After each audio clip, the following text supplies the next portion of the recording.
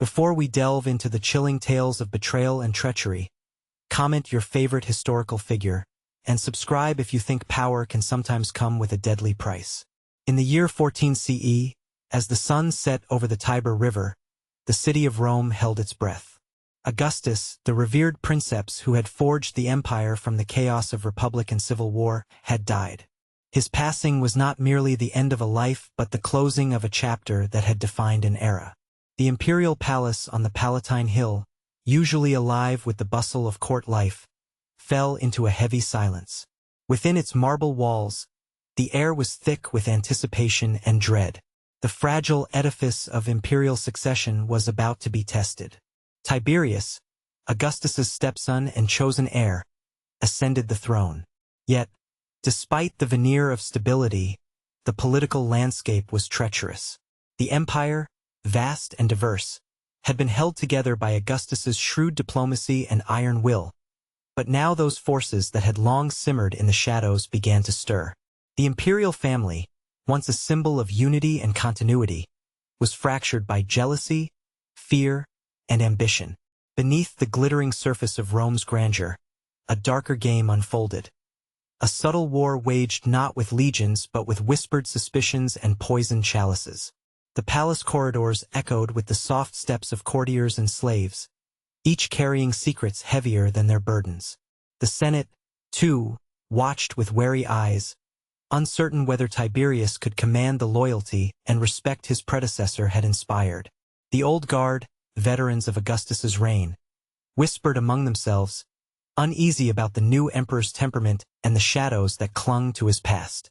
Power, once consolidated through calculated public displays and alliances, now risked unraveling through the invisible threads of mistrust. It was in this atmosphere that poison emerged as a silent specter haunting the imperial household. Not merely a tool of assassination but a symbol of the perilous tightrope walked by those closest to the throne. The deaths of prominent figures, sudden illnesses, and unexplained maladies sparked rumors that rippled through Rome like wildfire. To many, the poisonings were less about the substance and more about what they represented. A desperate, clandestine struggle for survival and supremacy within the Domus Augusta. The palace, a labyrinth of opulence and dread, bore witness to these secret battles. Behind gilded doors, alliances were forged and broken in the flicker of candlelight. Family members, once bound by blood, now eyed each other with suspicion. The sanctity of kinship gave way to the cold calculus of power. Tiberius himself, a man shaped by years of exile and political intrigue, navigated this perilous terrain with caution and calculation, aware that one misstep could plunge the empire into chaos. Amidst this tension, the line between loyalty and betrayal blurred. Servants whispered of suspicious meals and shadowy figures slipping unseen through the gardens. Senators, once confident in their status, found themselves vulnerable to accusations that could seal their fate. The very act of survival demanded vigilance, for poison was not merely a physical threat, but a psychological weapon, eroding trust and sowing paranoia. The imperial family's internal strife was a mirror of Rome's broader unease. The city, vibrant and vast, thrummed with the energy of a people who had tasted peace but feared instability. The legions, stationed at the empire's borders, remained loyal yet watchful, their commanders mindful of whispers that reached even the farthest provinces. The empire's future hinged on the delicate balance between public order and private treachery. In the early days of Tiberius's reign, the poisonings remained a shadowy undercurrent, rumors that courted disbelief and fear in equal measure. Yet, as months passed, the whispers grew louder, and the deaths more suspicious. The palace became a theater where every gesture and word were scrutinized for hidden meaning. The emperor's court, once a place of ceremony and spectacle, transformed into a den of suspicion. Tiberius, known for his austere demeanor and strategic mind, retreated increasingly to his villa on Capri, leaving the machinations of Rome to others. His withdrawal only intensified the uncertainty, allowing darker forces to gain influence in the capital. Among these was Sejanus, the ambitious commander of the Praetorian Guard, whose rise would come to epitomize the deadly intrigue festering within the imperial house. Yet, Even as these power plays unfolded, the memory of Augustus's reign lingered like a ghost, a standard against which all successors were measured. The old emperor's vision of a stable, orderly Rome seemed ever more fragile, threatened not by external enemies but by the poisonous seeds sown within. The question hung in the air. Could the Julio-Claudian dynasty survive the corrosive effects of mistrust and betrayal that now coursed through its veins? The poisonings, then, were not mere isolated incidents but symptoms of a deeper malaise. They revealed the perilous nature of power concentrated within a single family, where personal ambition and political necessity intertwined in deadly ways. The very mechanisms designed to preserve the empire became instruments of its potential undoing. As the months turned into years, this shadow war within the palace would claim victims from the highest ranks of Roman society. The imperial family's struggle for survival was a dance with death, where the next cup of wine might be the last, and the scent of betrayal lingered in every corner.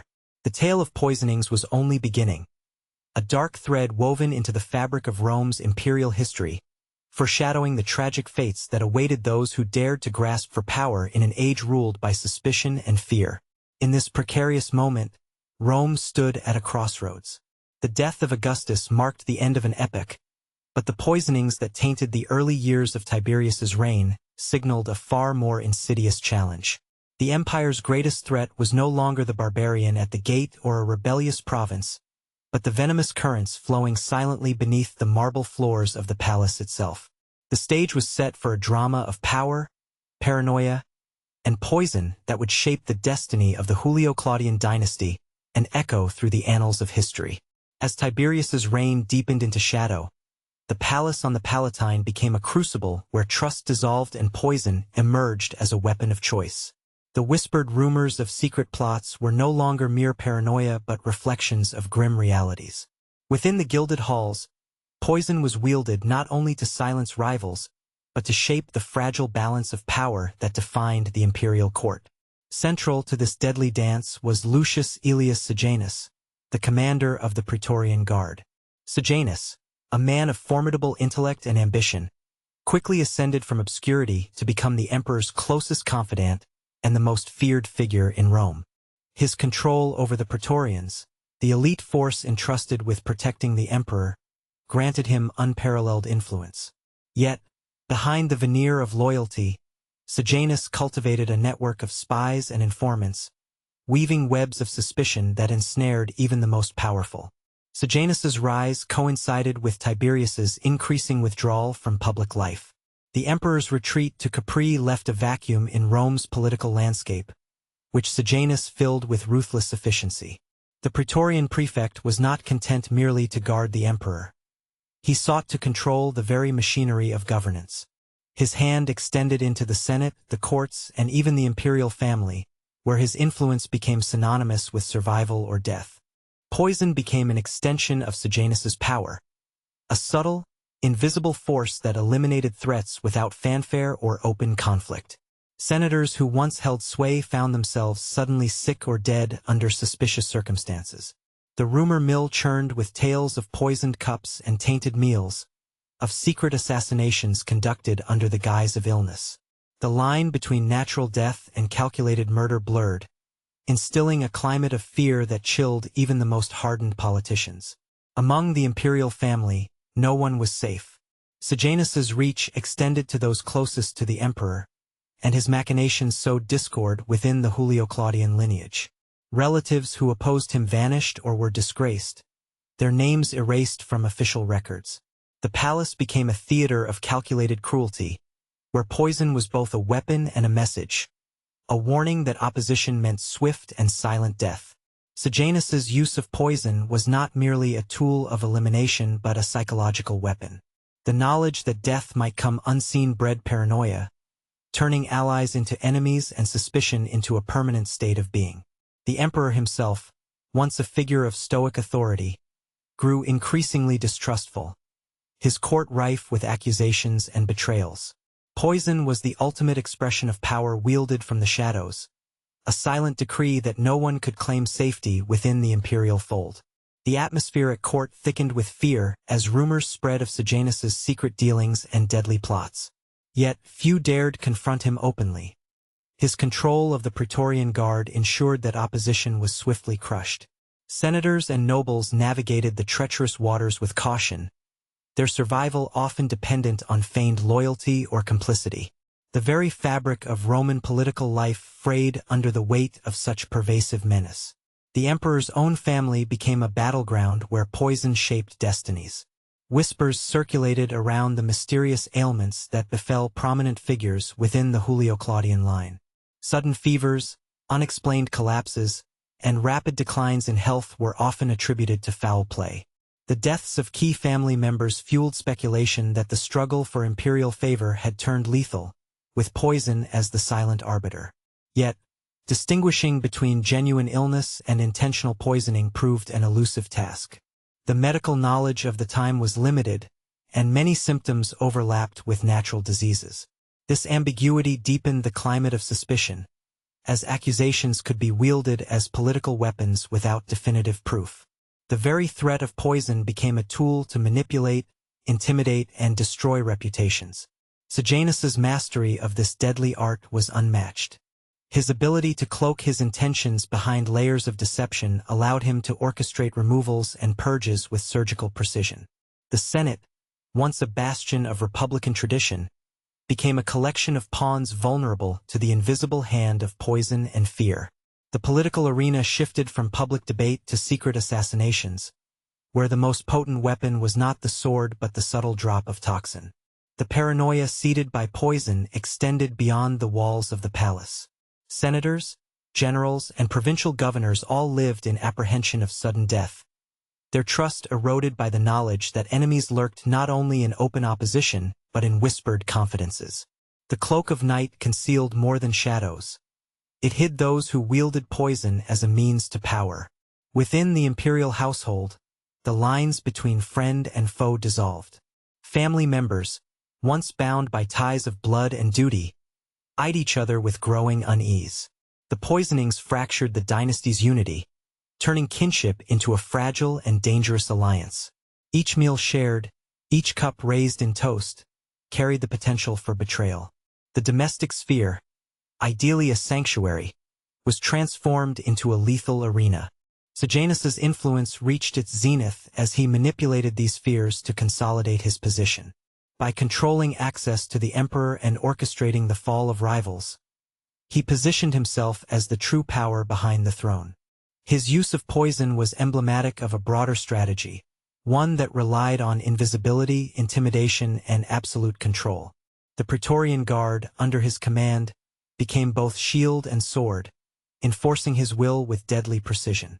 The deadly intrigue surrounding poison was not a mere footnote but a defining feature of Tiberius's reign. It illustrated the perilous nature of power when confined within a small circle where suspicion overshadowed loyalty. The palace's opulence masked a venomous undercurrent, where survival demanded vigilance and ruthlessness. Poison was the unspoken language of court politics, a testament to the lengths men would go to secure favor or eliminate threats. As the years progressed, the stories of poisonings grew more frequent and more sinister. Senators accused one another in secret councils, while the emperor's trust wavered amidst the growing tide of treachery. The shadow cast by Sejanus loomed large. His name both feared and whispered in the same breath. The empire, vast and proud, was vulnerable not only to barbarians beyond its borders, but to the venom that coursed through its heart. In this perilous landscape, poison became a symbol of the darker side of imperial ambition, a weapon that required no armies, no open conflict, only the quiet hand of death.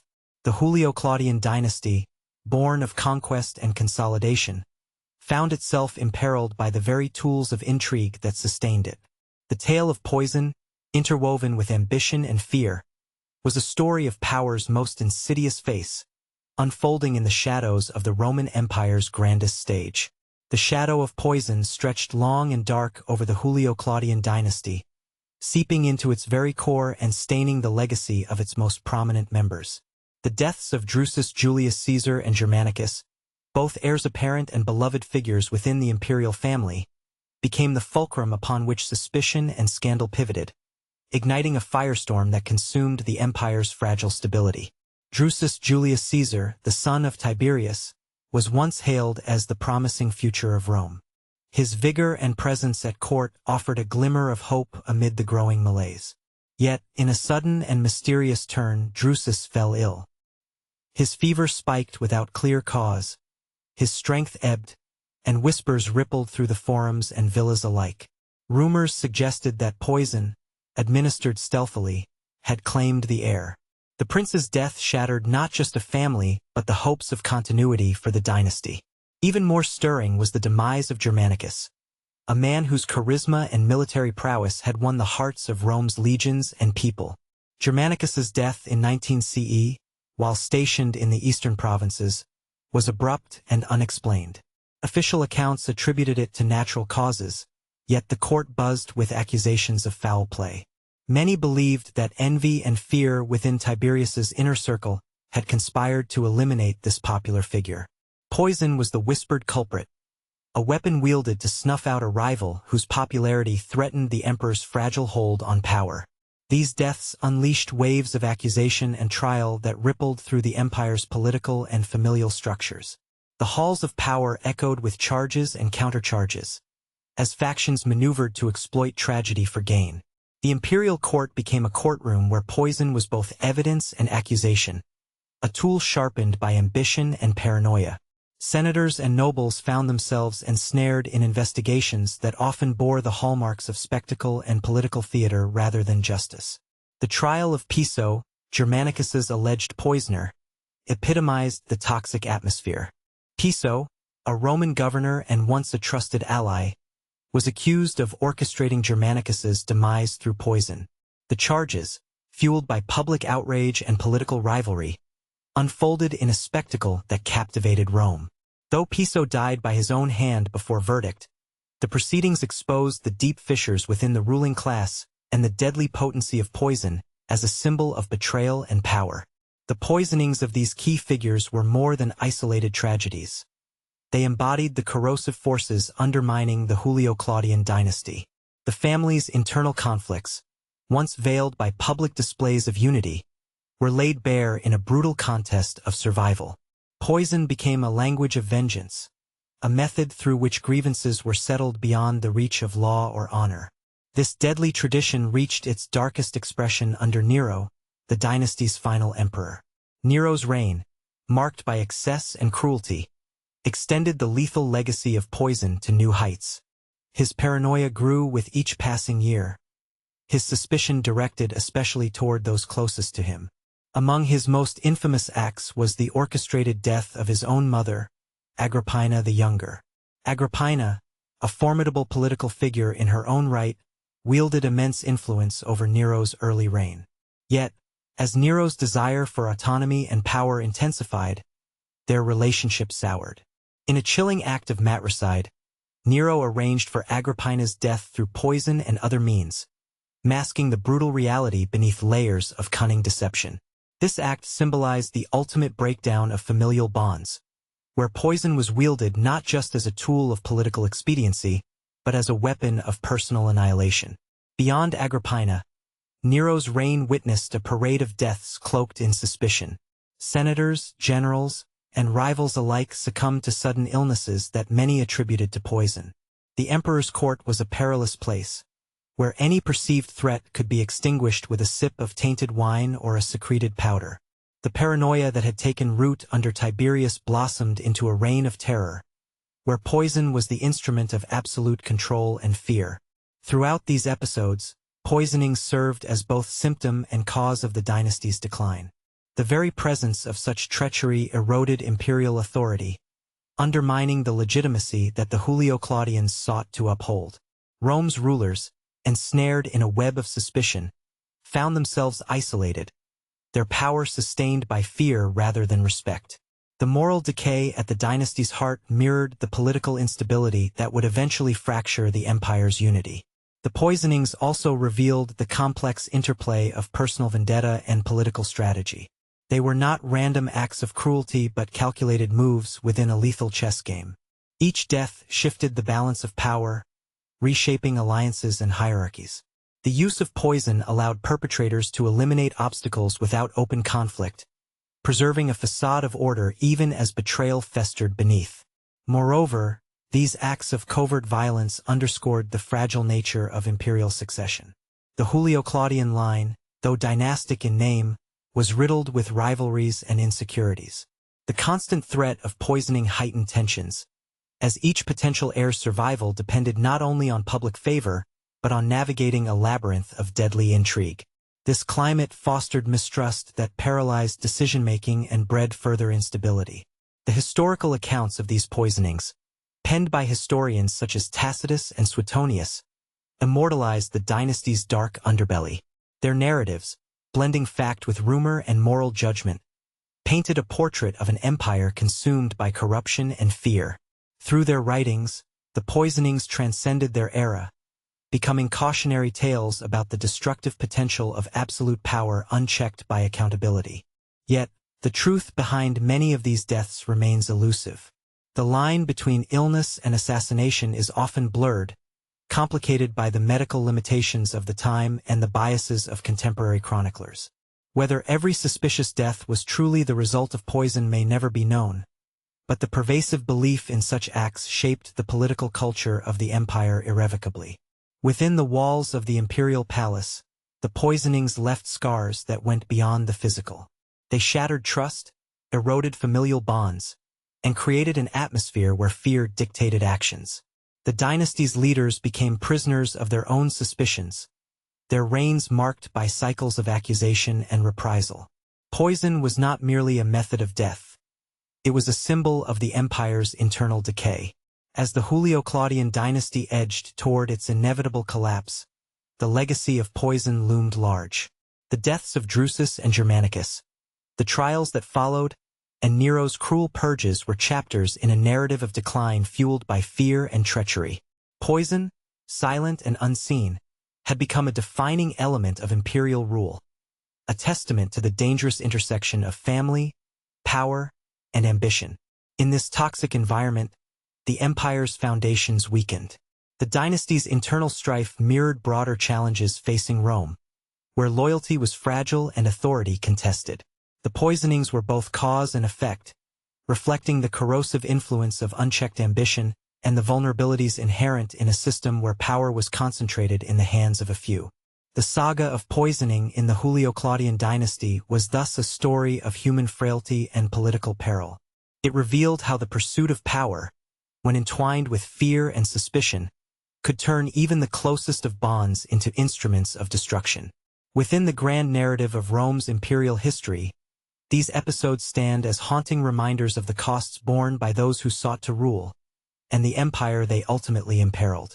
The fall of the Julio-Claudian dynasty was a cataclysm that shook the foundations of Rome and plunged the empire into chaos. The poisonings that had haunted the imperial family were not isolated tragedies, but catalysts that fractured the dynasty's cohesion and precipitated the collapse of centralized authority. With the death of Nero in 68 CE, the last of Augustus's bloodline's direct rule ended, leaving Rome bereft of clear leadership and thrust into the infamous year of the four emperors. The vacuum left by the dynasty's demise ignited a brutal civil war, as generals and senators vied for supremacy. The poisonings that had once been confined to the palace walls now echoed across the empire's vast territories, manifesting in shifting allegiances and violent clashes. Rome's political landscape, already corrupted by suspicion and betrayal, descended into open conflict, illustrating how the internal decay of the imperial family had far-reaching consequences. In the aftermath, the image of the early emperors was forever tarnished. Where once Augustus had been hailed as a bringer of peace and prosperity, the succeeding rulers became synonymous with decadence, cruelty, and moral corruption. The poisonings contributed to this perception, casting the Julio-Claudian line as a dynasty consumed by vice and internal strife. Public memory, shaped by historians and popular discourse, solidified their reign as a cautionary example of the perils of absolute power. Tacitus and Suetonius, whose histories have shaped modern understanding of this era, painted vivid portraits of intrigue and treachery. Their accounts, while invaluable, also reflected their own biases and the political climates in which they wrote. The poisonings, in their narratives, became emblematic of the darker impulses within Rome's ruling elite, serving both as historical record and moral lesson. These stories underscored how ambition, unchecked by virtue or law, could corrode even the most exalted institutions. Beyond the chronicler's pens, the destructive impact of the poisonings extended into the very fabric of Roman governance. The erosion of trust within the imperial family and among the ruling class undermined effective leadership, breeding paranoia that stifled decisive action. Political rivals were not merely opponents but potential assassins, rendering collaboration precarious and governance fragile. The empire's administrative machinery, dependent on coherence and loyalty, faltered under these conditions. This internal strife also illuminated the inherent dangers of concentrating power within a narrow familial circle. The Julio-Claudian dynasty's attempt to secure succession through bloodline intensified rivalries and fostered an environment where poison became a tool to eliminate competition. The corrosive nature of such dynamics ultimately weakened the institution of the Principate, exposing vulnerabilities that would echo across subsequent reigns. The legacy of the poisonings invites reflection on the broader human and political dimensions of power. They reveal how fear can distort relationships, turning kin into enemies and transforming governance into a perilous game of survival. The corrosive effects of suspicion eroded not only individual lives but the legitimacy of imperial rule itself, illustrating the fragile balance between authority and trust. Moreover, the poisonings highlight the complex interplay between public image and private reality. While emperors projected strength and stability, behind closed doors lurked betrayal and fear. This dissonance contributed to the erosion of respect and loyalty among both elites and the populace. The narratives of poisonings thus become metaphors for the hidden rot that can undermine even the most formidable empires. As Rome moved beyond the Julio-Claudian era, the lessons of this tumultuous period resonated through history. The poisonings served as stark reminders of the costs of unchecked ambition and the vulnerabilities inherent in autocratic rule.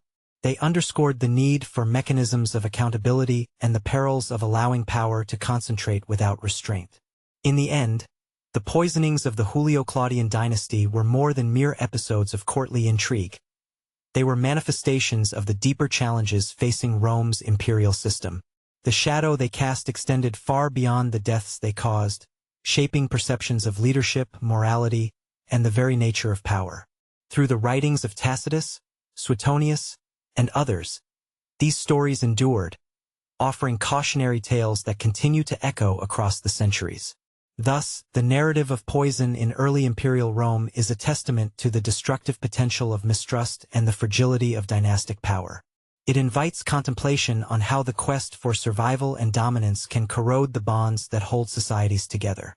In the poisoned halls of the Julio-Claudian palace, the fate of an empire was sealed, not by armies or barbarians, but by the venom that flowed unseen, a silent killer of trust and unity.